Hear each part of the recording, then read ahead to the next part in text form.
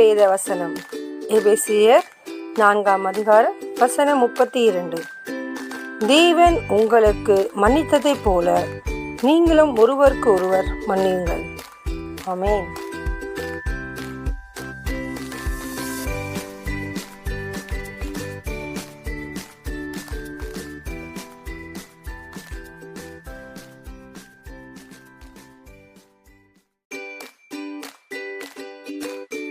வேத வசனம் எபேசியர் 4 அதிகாரம் வசனம் 32. தேவன் உங்களுக்கு மன்னித்ததைப் போல நீங்களும் ஒருவருக்கு ஒருவர் மன்னியுங்கள். ஆமென்.